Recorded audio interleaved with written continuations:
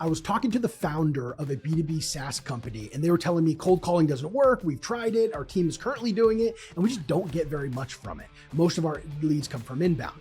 Great. Well, I asked them, how many cold calls is your team doing per day? They told me 30. All right, listen. 30 cold calls a day is hardly cold calling. We got to do a lot more volume than that. And that leads us to an important question. How many cold calls should the team be making? Well, let's dive right in and figure it out.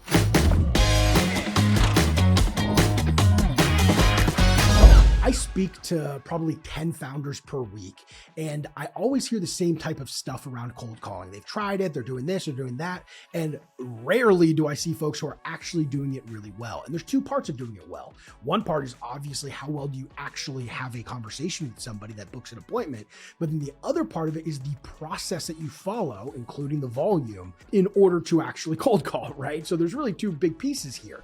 And I can promise you this, the vast majority of you watching are probably greatly underestimating the amount of activity it takes in order to be successful with cold calling. And there's some tricks you can do to try to make this even more efficient. We can talk about that. If you have questions around it, definitely put it in the comment below. But in this video, I want to share with you my thoughts around volume, how many cold calls people should be doing. Now, I'm going to preface this by saying there are tools to allow your team to make 250 cold calls per day.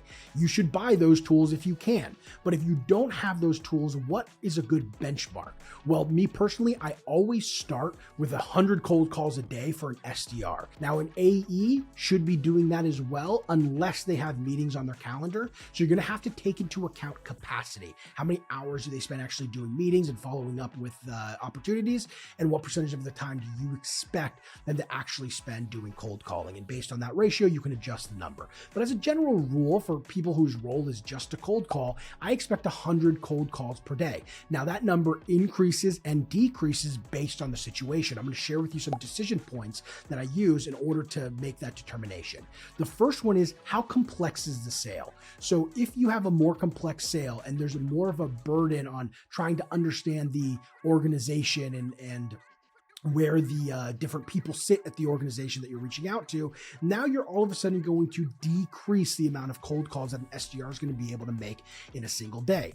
Also, if they have a really small pool of leads, that's going to decrease it as well. And you're going to put a lot more emphasis on spending more time doing some of these other activities to really penetrate into the target accounts. So now we'll lower it. So let's say you're selling $500,000 deals into the Fortune 50.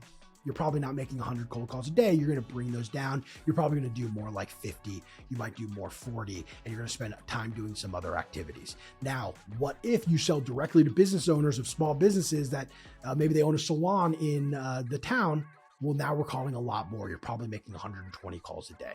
So that's a heuristic that I use in order to help me determine roughly how many calls someone should be making a day.